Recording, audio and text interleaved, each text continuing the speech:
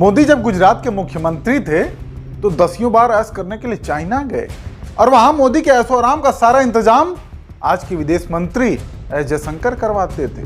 लिहाजा मोदी जैसे ही प्रधानमंत्री बने उन्होंने पहले जयशंकर को विदेश सचिव बनाया, फिर विदेश मंत्री बना दिया, क्योंकि मोदी चाइना जाकर कौन कौन से ऐश करते थे इसकी सारी जानकारी जयशंकर के पास थी।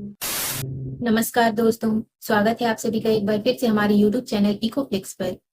कहते हैं राजनीति में कोई रिश्ता मुफ्त का नहीं होता, और जब बात नरेंद्र मोदी और एस जयशंकर की हो तो मामला और भी दिलचस्प हो जाता है। जब मोदी गुजरात के मुख्यमंत्री थे तब वो करीब 10 बार चीन गए और हर बार उनके ऐशो आराम का जिम्मा संभालते थे एस जयशंकर।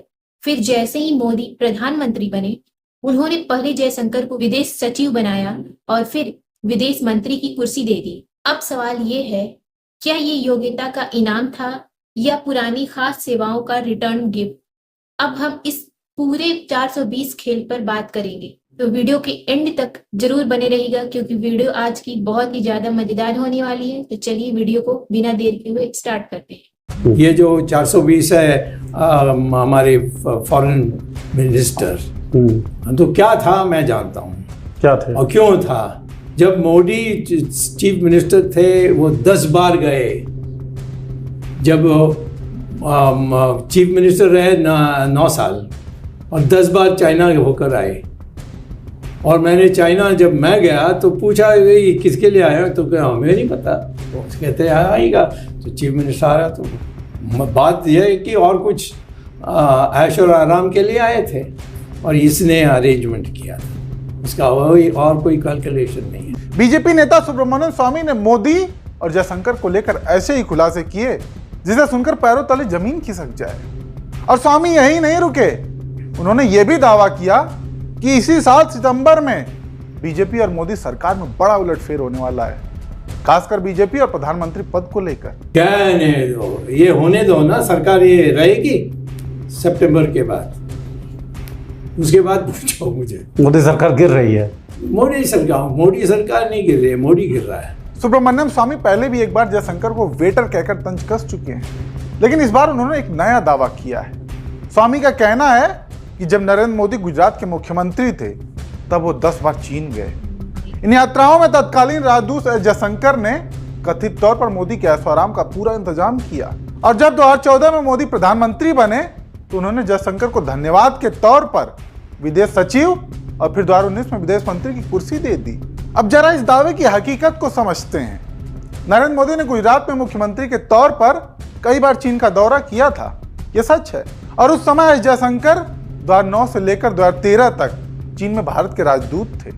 ऐसे में एक राजदूत के तौर पर उनकी जिम्मेदारी थी कि वो किसी भी बड़े भारतीय नेता की यात्रा को सुचारू बनाए।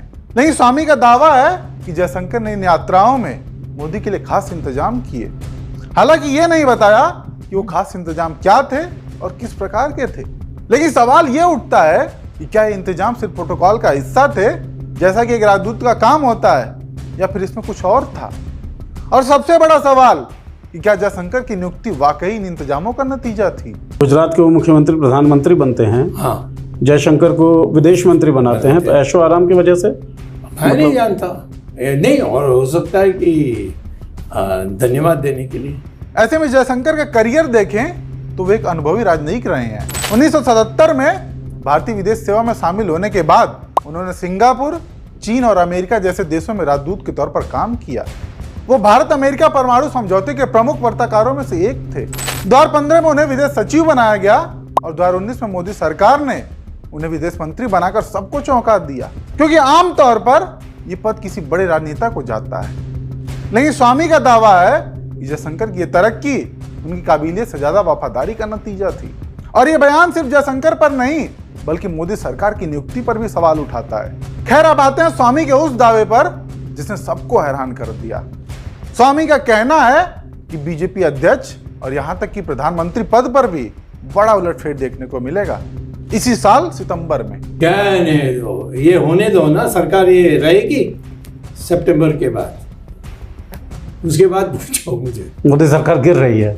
मोदी सरकार नहीं गिर रही है, मोदी गिर रहा है। स्वामी के इस दावे को और मजबूत करती है हाल में हुई ललन टॉप वाले सौरभ द्विवेदी और अमित शाह की मुलाकात, जहां सौरभ द्विवेदी ने भी यही बताया कि उनकी अमित शाह से भी यही बात हुई थी कि सितंबर में बीजेपी अध्यक्ष को लेकर बड़ा फैसला लिया जाने वाला है। मंगलवार को ये मीटिंग हुई थी, तो उसमें कहा गया था कि हम अनाउंस कर देंगे 1 हफ्ते के भीतर। और तो मैंने कहा राष्ट्रीय अध्यक्ष आप जुलाई में मानसून सत्र शुरू हो रहा है उसके पहले, बोले नहीं उसके काफी पहले कर देंगे। तो एक तो खबर ये मिली कि बीजेपी के राष्ट्रीय अध्यक्ष के लिए 1 से 1.5 हफ्ते के अंदर वो अनाउंसमेंट कर देंगे, जिस पर हम आगे विस्तार से बात भी करेंगे। खैर, सुब्रमण्यम स्वामी के दावे को नजरअंदाज करना बेहद मुश्किल है, क्योंकि जब उनकी काबिलियत और बीजेपी से उनका रिश्ता देखते हैं, हार्वर्ड से पढ़े हुए अर्थशास्त्री, पीएचडी, बीजेपी के इतने करीबी, जनसंघ के समय से जुड़े हुए दिग्गज नेता, ऐसे में स्वामी के दावों को हल्के में नहीं लिया जा सकता। दोस्तों, तो क्या विदेश नीति की बिसात पर असल चालें कहीं और से चली जा रही हैं? क्या जिन पर हमें गर्व होना चाहिए वो असल में किसी पुराने एहसान की किस्त भर रहे हैं? जयशंकर और मोदी की यह जोड़ी सिर्फ राजनीति की जोड़ी है या इसमें कोई और परतें भी हैं, छुपी हुई हैं? सोचिए, सवाल उठाइए, क्योंकि लोकतंत्र में आंख मूंद कर भरोसा करना सबसे बड़ा धोखा होता है। अगर आपको वीडियो पसंद आया हो तो लाइक करें, शेयर करें और चैनल को सब्सक्राइब नहीं किया है तो सब्सक्राइब कर लें, ताकि आगे आने वाली और भी ऐसी मजेदार वीडियो आप सभी से मिस बिल्कुल भी ना हो। तो चलिए मिलेंगे फिर कभी किसी और वीडियो में। तब तक के लिए अपना और अपने परिवार का ख्याल रखिए। धन्यवाद।